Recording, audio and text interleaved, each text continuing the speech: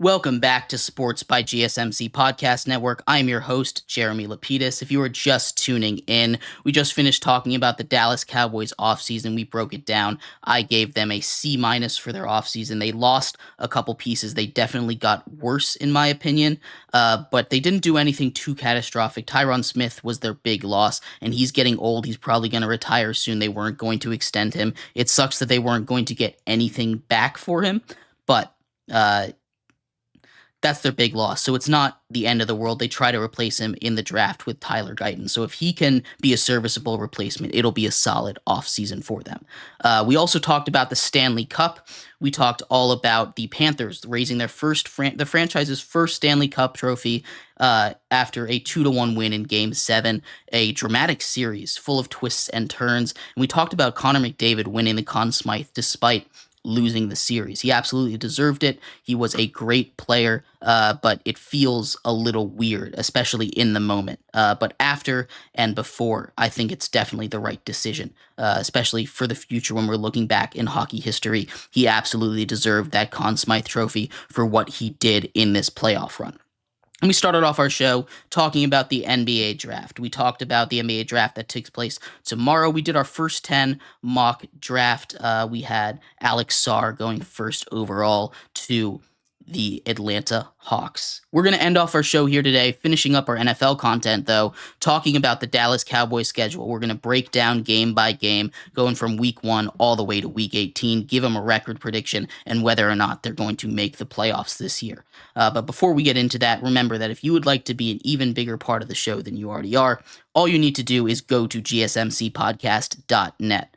Leave a tip or donation with a message in it. That message should pop up on the bottom of the screen for you, me, and everybody else around the world to see. If you do have a burning question about sports, anything at all that you would like to ask, go and throw that in the comments, throw it in the chat. I will get to it as soon as I possibly can. I appreciate all of you guys for sticking around, talking some sports with me here on a beautiful Tuesday afternoon.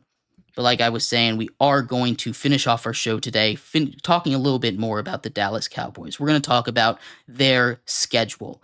The schedule came out a couple months ago, but the NFL season is coming up right around the corner. It's closer than you think, so we need to start getting prepared. We're going to go through every single schedule. We're going to start off with the Dallas Cowboys. And week 1, they have a tough matchup right off the bat. They go into Cleveland on week 1 to take on the Browns. That's not going to be an easy matchup. It's in the dog pound. That defense for the Browns is one of the best in the entire league, and I'm not sure how that offensive line is going to hold up. But the bigger question in that game, not for the Cowboys offensive line, but is for the Browns, right? The Browns, we don't know what their quarterback situation is going to look like. We don't know if Deshaun Watson is going to be healthy, if he's even going to be good if he plays, and we don't really know what the situation is on Nick Chubb either. You know, he's a big part of that offense. He looks like he'll be ready, but we have no way of knowing that right now. All that being said, I'm taking the Cowboys to start off 1-0 on this season versus the Browns, and their bye is week 7, right? So pre-bye, weeks 1 through 6, it's not the easiest schedule. It's kind of 50-50. It's not hard either. They get the Browns, the Saints, the Ravens, the Giants, the Steelers, and the Lions. So there's a couple of playoff teams in there. I mean, technically 4. I guess 4 of those teams were playoff teams last year. So it's not going to be an easy schedule, but this is going to be an important stretch of games because this Cowboys don't have an easy schedule. You look at it further down the line after the bye, they've got the Niners, the Eagles twice, they get the Texans, the Bengals, and the Buccaneers. You know, this is not going to be an easy schedule for a Cowboys team that, like I said, did get a little bit worse in the offseason. That being said, they start off 1-0 against the Browns. Week 2 against the Saints, that's probably going to be a game that they take pretty easy. That Cowboys defense is really, really good. They'll have a healthy secondary. They'll have Trayvon Diggs next to, they'll get him back along with Deron Bland, who set the NFL record for most pick sixes in a season last season. So against the Saints, I think they start off 2-0. Then they get the Ravens at home. They're playing the Ravens at home. It's not on the road. If it's on the road, I think it's a loss right away. Even that being said, this Ravens team is really good. They have the reigning MVP in Lamar Jackson, and the Cowboys just played two tough teams. The Saints are going to be better than we think. Derek Carr isn't going to go down easy. He's going to keep that Saints team competitive, and they just went up against a tough Browns defense in week 1. So I'm taking the Ravens to take down the Cowboys in week 3. They start off 2-1. And then we get first division game. First division game is in MetLife Stadium against the Giants. And this hurts to say as a Giants fan here, but I don't think they measure up very much against the Cowboys. So they're going to take that game and take a 3-1 start to the season. Next two games against the Steelers and the Lions. The Steelers game is very interesting because, again, they're going up against so many great defenses. The Browns, the Ravens, the Steelers, that really the entirety of that AFC North, right? That whole division has great defense, and they get 3 of them in the first 5 weeks. It's going to be wear and tear on that offense. It's going to be tough on that offensive line. So I'm taking the Steelers to take that game in week 5, or taking, the Cowboys, even in a tough game up in Pittsburgh. I think that one really could go either way. That's one of those that I was kind of flip-flop. There were 2 games going through this schedule that I was flip-flopping on, and that was one of those. So I have the Cowboys taking it. It is going to be a tough one, but I do have the Cowboys taking that one in week 5, starting off the season hot, 4-1. Then they get the Lions before the bye. Again, they've gone up against all these tough defenses, and the Lions offense, I think it's just going to be a little too much for them. That defense for the Lions is much improved as well. It's a tough game, but I have the Lions taking that one in Dallas, right? So heading into the bye, the Cowboys here, I have them at 4-2. This is something they won the division last year. Something to remember about the NFC East is there has not been a repeat champion since 2003, 2004. So that's something you got to remember, and especially with this schedule, I think it's going to be really tough to break that trend because coming off of that bye directly, they have the 49ers in Santa Clara. And this 49ers team has been the bane of the Cowboys' existence. And I don't expect that to change here in week 8 as they drop a second one in a row, having their record fall to 4-3. And then we get an interesting game. And this is another game that I kind of was flip-flopping on here. It's against the Falcons. It's in Atlanta.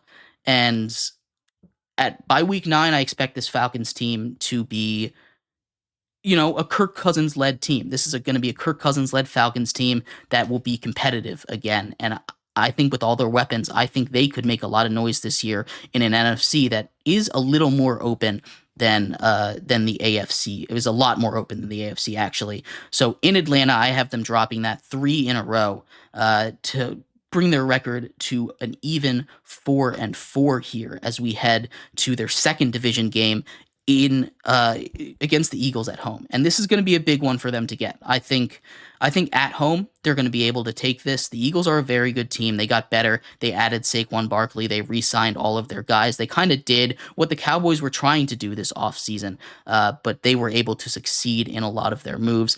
I have the Cowboys taking this game, though, ending their schneid against the Eagles in Week 10, getting back above 500.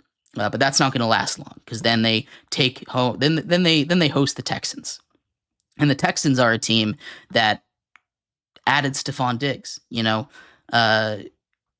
This is a team that just continues to get better and better. They have C.J. Stroud coming off a great rookie season, so I have them losing to the Texans here, going back to 5-5. Chris says, "Who would have thought that in 2012 the Kirk Cousins would have a better career than both Luck and RG3?" And I think that's absolutely that's absolutely right. Right. I grew up just outside of the Washington D.C. area, so having that 2012 draft, everyone was super excited. I grew up surrounded by Commanders, Redskins fans, and they were all on RG3. And that first year, he really was the real deal. It's unfortunate that injuries derailed his career there, but Kirk Cousins just didn't get hurt. And I think that's one of the things you can't predict in the NFL. Kirk Cousins defied all odds, right? He was that 5th round pick. It didn't make sense why they drafted both of them in the same draft, but he worked out, and it's kind of shocking there. So Uh, Kirk Cousins, he's not the greatest quarterback in the league, right? But he's a guy that will elevate your team to at least a playoff level. And then if you have a good enough team around you, he might be able to take you the distance. He hasn't been able to find that team yet, which maybe the Falcons can do it here at the end of his career. Although he is coming off that Achilles tear, so I'm interested to see how he does this season. Heading into the last stretch of the season, weeks 12 to 18, they have four of their last 6 games are division games. Now, 3 of those comes against the Commanders and the Giants. So those 3 are going to be wins. Week 12 at Commanders versus the Giants. Again, sucks to say, but they're going to take both of those games, get up to 7-5 here, and then they run into the Bengals. They have a tough schedule. Again, they have to play that whole AFC North, which is really, really good. So the Bengals are going to take that one. Joe Burrow and Jamar Chase are just going to be a little bit too much for the Cowboys to handle as they fall to 7-6. Then the last 4 weeks of the season, they have a little bit of an easier stretch down the line, right? Panthers, Buccaneers, Eagles, Commanders down the stretch, and this is where, depending on how the standings are playing out right now in the NFC, this could be huge for them. If they can just be kind of hovering over 500 at this stretch, I think they can really pull away from a lot of teams because they do have a much easier schedule down the stretch. The Panthers in Carolina, that should be a win in week 15. Week 16 against the Buccaneers, I know that's, not as easy as it might seem, but I don't think the Bucs are going to be too much of a challenge for the Cowboys. So 9-6 heading into week 17 against the Eagles, and this could be for the division, right? This is in Philadelphia, and like I said, no one in the NFC East has repeated since 2004, and I don't expect that to change this year. I have the Eagles taking down the Cowboys here, and as we head into week 18, the Cowboys are 9-6, or excuse me, 9-7.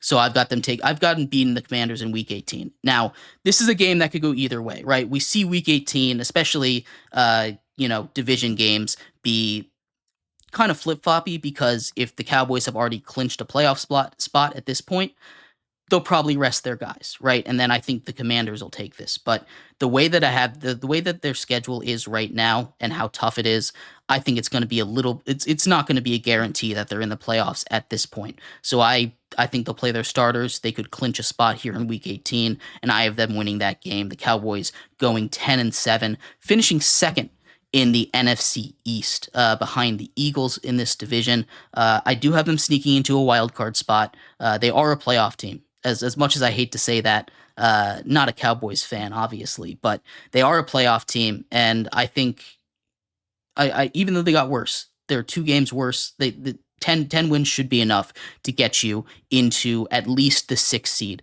in the NFC. We'll continue our NFL coverage as the season goes as the off season goes on. Like I said, this is the first team that we've covered. I'll post the full spreadsheet that I've got for you once we're done with all of this. But Cowboys finished 10-7 with a wild card spot. As of now, we're going to finish up the NFC East first. So tomorrow we'll go over the Eagles and then the Commanders and the Giants to finish up this week. But anyway. Thank you, everybody, so much for tuning in to today's episode of Sports by GSMC Podcast Network. I've been your host, Jeremy Lapidus. Thank you, everybody, so much for tuning in. I'll see you tomorrow, same time, same place, as we talk about all the biggest stories around the world of sports. I will see you then. Bye-bye.